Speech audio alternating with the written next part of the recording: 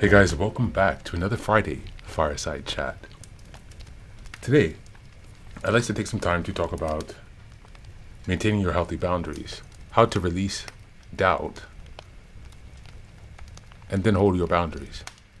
A lot of the times, you see, when we've been growing up in dysfunctional families and perhaps had some difficult experiences in our early youth, you can get to a point where you start to doubt your reality. Perhaps you grew up with a lot of gaslighting or emotional abuse, and perhaps that's a pattern that you carried forward in your other relationships and connections. And perhaps that continued gaslighting has somewhat distanced you from your own truth and your own reality.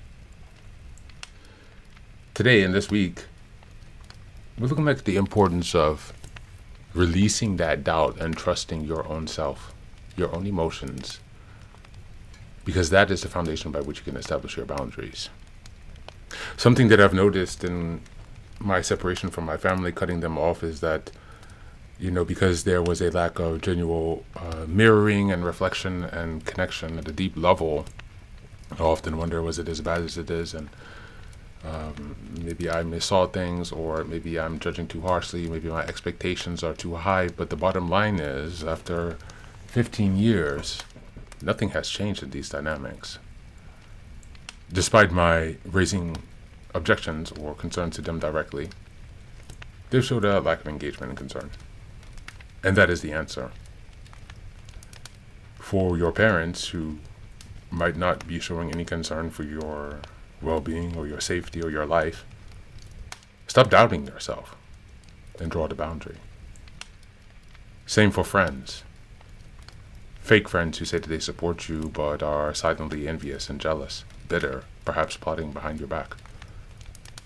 Friends who whisper words of doubt instead of encouragement because they're feeling stuck about their own failures and shortcomings. See, when you grow up in a dysfunctional family and you become habituated to being spoken down to, you become habituated to being used and abused. You become habituated to poor treatment. And without ever having had any support or guidance or nurturing, your ability to deflect and not internalize this continuous poor treatment is severely hindered. And so this week and this month is about learning how to stand up and establish your boundaries and communicating with yourself and then with others assertively. You must become grounded in who you are. As a James Baldwin quote on my website says, you must... Wait, I need to look it up so I don't confuse it because I forgot the quote. Let me pull it up real quick because I don't want to misquote it. You have to decide who you are and force the world to deal with you, not its idea of you. It's a quote by James Baldwin on my website. And so as we come to a close this Friday Fireside Chat, I'd just like to give you the acknowledgement and the congratulations on, first of all, even taking this time to start this journey of self-discovery and expansion and reparenting. You deserve it more than anyone. And you are so strong to be here, fighting against these consistent negative beliefs and ingrained patterns. It's not easy. This is not for the weak. It takes so much effort. And you deserve more respect than this world shows you. You really do. Because this is true, honest work. You do it for the betterment of yourself and also, by extension, for the betterment of society. Because to improve one piece is to improve the whole. So don't ever doubt yourself. Don't doubt your emotions. Don't doubt your experiences. And I know that takes time to get there. But that is the foundation by which you begin to communicate with yourself internally. That is how you rid yourself of cognitive dissonance. This is how you create a grounded identity by which you can act. Not as a reactor, but as an actor.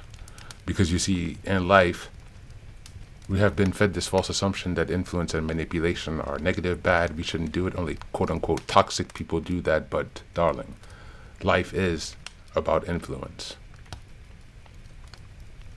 And if you cannot master yourself and your own emotions and reactions, you will not be able to influence the rest of the world. And that's a fact. The first step to that is to not doubt yourself and to be grounded simply in your own reality and to accept what you feel as what you feel and what you believe as what you believe. to stop shrinking yourselves and contorting yourselves for others' convenience when they would most likely not do the same for you. Just remember, you have the power and the authority to establish your own reality. You have the authority and power to define your own identity and to force the world to deal with you. You have the power of perception. Sometimes they say you can't control how people see you. That's true. You cannot control how people see you, but you can definitely influence it by the way you dress, by the way you speak, by the way you hold yourself and your posture and your mannerisms. Do not allow anyone to convince you that you are powerless, and do not allow anyone to convince you to doubt yourself. That's it for today. Thanks for being here for another Friday Fireside Chat. Hope you guys have an excellent weekend.